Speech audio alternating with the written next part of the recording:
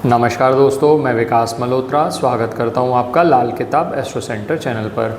दोस्तों, आज के वीडियो में बात करूंगा अक्षय तृतीया के बारे में। अक्षय तृतीया इस वर्ष 10 मई को मनाई जा रही है।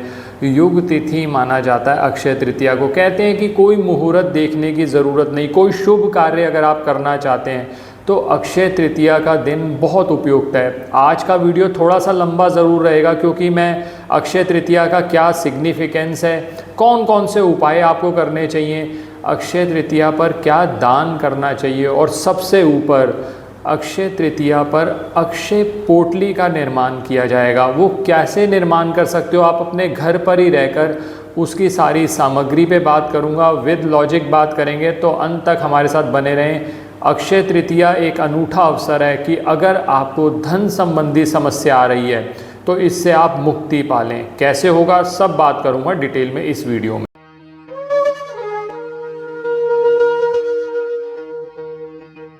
अब सबसे पहले बात कर ली जाए अक्षय तृतीया का अर्थ क्या है। अक्षय का मतलब है जिसका क्षय ना हो। तो अक्षय तृतीया पर जो भी कार्य आप करते हैं, इसीलिए कहा जाता है कि इस दिन आप शुभ कार्य जरूर करें। बहुत सारे लोगों को ये लगता है कि शुभ कार्य तो सर तभी होता है जब सोना खरीदा जाए। सिर्फ सोना खरीदना, क्योंकि मैंने कहा ना कि जैसे प्रथाएं चली आती हैं तो उसके साथ बहुत सारी कुप्रथाएं भी चली आती हैं। तो एज सच कि आप सिर्फ सोना ही खरीद सकते हैं इस स्थिति पर, ऐसा नहीं है। आप कोई भी अच्छा कार्य जो करते हैं या आप सोने की जगह और धातुएं खरीदते हैं तो उसका भी लाभ मिलता है। सबसे बड़ी चीज़ होती है कि आप पूरी श्रद्धा और विश्वास से उपाय करें। एक बात और आपको क्लियर कर दूं, अक्षय तृतीया की जो कहानी है वो जुड़ी हुई है अक्षय पात्र से। भगवान कृष्ण ने द्रौपदी को अक्षय पात्र दिया था, जिस पात्र से उन्होंने अपने वनवास का समय निकाला था। इसीलिए कहा जाता है कि अक्षय तृतीया, ये अक्षय तृतीया के दिन दिया था। त्रेता युग का प्रारंभ अक्षय तृतीया के दिन से होता है। बद्रीनाथ जी के जो कपाट हैं वो अक्षय तृतीया के दिन खुलते हैं। चंदन यात्रा जगन्नाथ जी की, उनके शरीर पर चंदन लगाया जाता है, वो भी अक्षय तृतीया से शुरू होती है। और तो और हमारे बांके बिहारी जी के चरण दर्शन, साल में सिर्फ एक ही बार ऐसा मौका मिलता है भक्तों को कि भगवान के चरण दर्शन कर सकें। तो बांके बिहारी जी की कृपा, जो बांके बिहारी जी के भक्त हैं वो तो वैसे भी मन ही मन उनके चरण के दर्शन हमेशा ही करते हैं, लेकिन अगर आपको अपनी आँखों से देखना है तो वृंदावन में बांके बिहारी मंदिर में इस दिन सिर्फ पूरे साल में एक दिन चरण दर्शन कराए जाते हैं। अब तिथि बहुत खास है। अब करना क्या चाहिए, क्योंकि जो भी आप कार्य करेंगे, इसीलिए कहा जाता है कि अक्षय तृतीया पर दान इत्यादि जरूर करें। तो सबसे पहले मैं बात कर लेता हूँ पंचांग की क्या स्थिति। वैसे तो पंचांग की कोई बहुत ज़रूरत नहीं है, लेकिन फिर भी आपके लिए पंचांग पे बात कर लेता हूँ। अक्षय तृतीया तिथि शुरू होगी 4:17 सुबह से 10 मई को और ये चलेगी 11 मई तक 2:50 सुबह के कह लीजिए, अर्ली मॉर्निंग कह लीजिए या रात के कह लीजिए। तो अब देखा जाए तो अक्षय तृतीया तिथि का पूरा दिन का मौका मिलेगा आपको 10 मई को। अच्छा, 10 मई में लोग ये पूछते हैं सर शॉपिंग, अगर मान लीजिए हमें कोई चीज़ खरीदनी है तो उसका मुहूर्त क्या है। वैसे तो मुहूर्त देखने की ज़रूरत नहीं, लेकिन आप 12:20 के बाद जो मर्जी शॉपिंग कर लीजिए, सनसेट तक कर लीजिए आप आसानी से। और कोई उपाय जो करने हैं आपने, आप चाहें तो इसी पीरियड के बाद कर लें, नहीं तो आप चाहें तो दान इत्यादि अगर आपने करना है, सुबह मौका मिलता है तो सुबह कर लीजिए। वर्किंग डे है तो सुबह भी कर सकते हैं, कोई दिक्कत नहीं है। यानी 10 मई को सूर्य उदय के बाद किसी समय भी कर लीजिए। बाकी सबसे बेस्ट मुहूर्त 12:20 के बाद है। पूजा किसी समय भी करिए।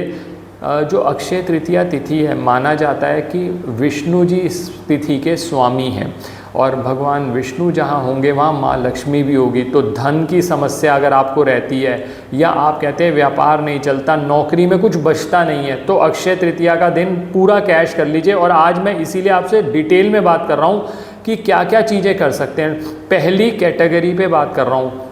अब लोग कहते हैं कि सर सोना तो महंगा हो गया, लोग जिसको देखो वो कहता है सोना खरीद लो, सोना खरीद लो।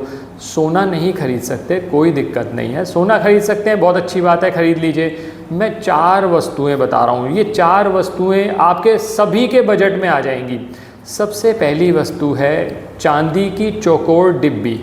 चांदी की चौकोर डिब्बी आप ले आइए, उसके अंदर सिंदूर डालकर मंदिर में रख दीजिए। अक्षय तृतीया वाले दिन पूजा हो जाएगी पूरे दिन। अगले दिन उठाकर अपने धन रखने के स्थान पे रख लेंगे पोटली के साथ। अब पोटली कैसे बनानी है वो आगे आता हूँ।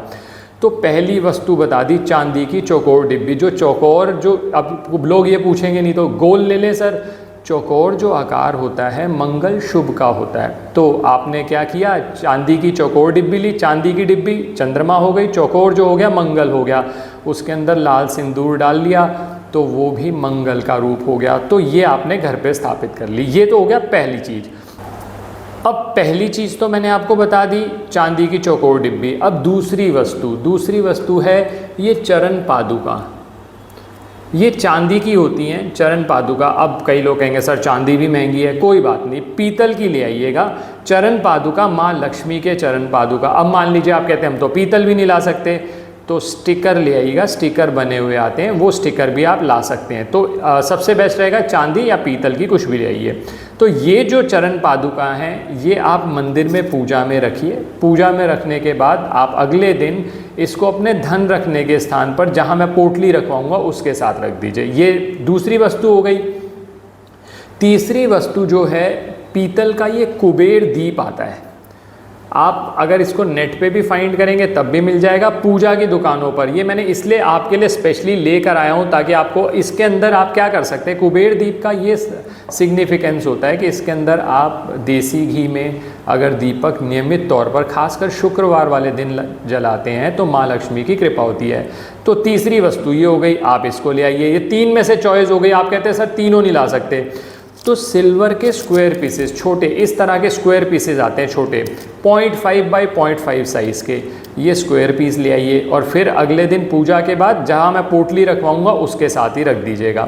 तो ये तो 4 वस्तुएं मैंने आपको बता दी। 4 में से आप सोना नहीं खरीद पा रहे तो 4 में से कोई एक वस्तु आप लेके आ जाइए। आप चारों लाना चाहते चारों ले आइए, कोई दिक्कत नहीं है। ये जो कुबेर दीप होगा इसको रखा नहीं जाता है, इसको सिर्फ पूजा के लिए प्रयोग किया जाता है, ये ध्यान रखिएगा।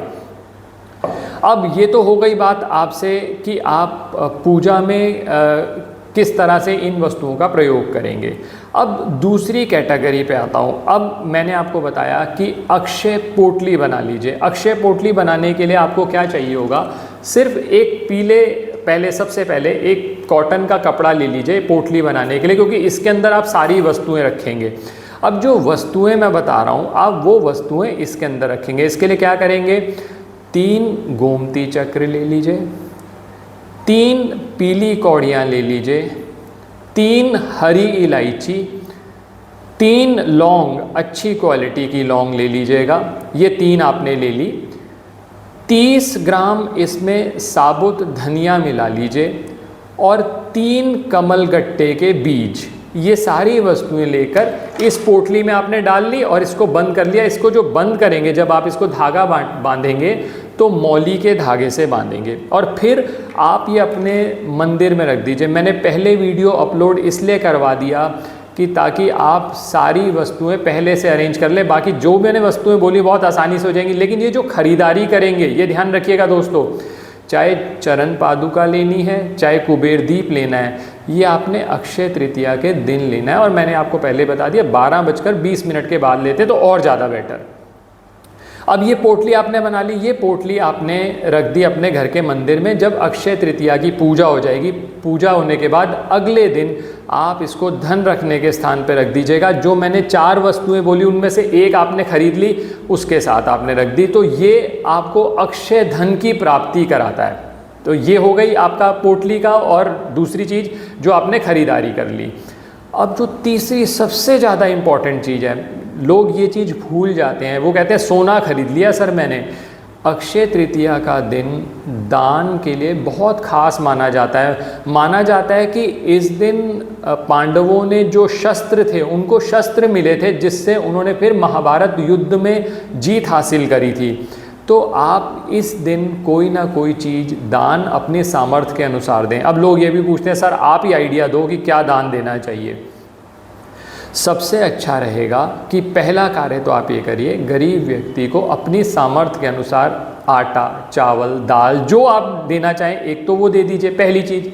दूसरी चीज़, धर्म स्थान में आप एक पंखा, छाता या जल का कलश या तीनों देना चाहें तो तीनों दे दीजिए। आप ये धर्म स्थान में जाके दे आइए। तो ये 2 चीज़ें मैंने आपको बता दी। अब लोग ये पूछते हैं कि गुरुजी पूजा करें तो क्या पूजा में कोई ख़ास ध्यान रखना है? बिल्कुल ध्यान रखना है। जो पूजा करेंगे अक्षय तृतीया के लिए, जो प्रसाद बनाएंगे आप चावल और केसर मिक्स करके चावल की खीर बनाते हैं, जैसे नॉर्मल चावल की खीर बना दीजिए, उसमें केसर डाल दीजिए। पहली चीज़ तो ये करिए। और उसमें एक तुलसी का पत्ता ज़रूर डालिए। ये भगवान को भोग लगाने के लिए हो गया। ये तो हो गया पहला कार्य। अब दूसरे कार्य पे आ जाइए। दूसरा काम आपने ये करना है, अगर आपने लड्डू गोपाल जी घर पे रखे हैं या शालिग्राम जी घर पे रखे हैं तो आप क्या करिए, आप उनको स्नान कराने के लिए केसर का प्रयोग करिए। केसर का दूध बना लीजिए, उससे स्नान कराइए। तो ये आप देखेंगे कि आपको इस दिन का पूरा लाभ मिल गया।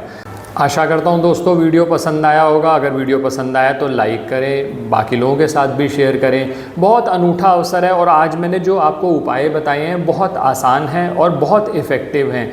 और बांके बिहारी जी के भक्त बांके बिहारी लाल जी की जय या जय श्री कृष्णा कमेंट सेक्शन में ज़रूर लिखें। उनके दरबार में हाज़िरी होगी आपकी। और जब बांके बिहारी जी की कृपा होती है ना, तो कोई चीज़ मतलब ऐसी नहीं है जो आपको मिलेगी नहीं, सब कुछ मिल जाएगा। और किसी भी तरह के ज्योतिषीय परामर्श के लिए हमारी वेबसाइट्स पर विजिट करके अपॉइंटमेंट बुक कर सकते हैं, जिनका लिंक डिस्क्रिप्शन में दिया हुआ है। धन्यवाद दोस्तों। आपको अक्षय तृतीया पर्व की बहुत बहुत शुभकामनाएं। जय बांके बिहारी लाल जी।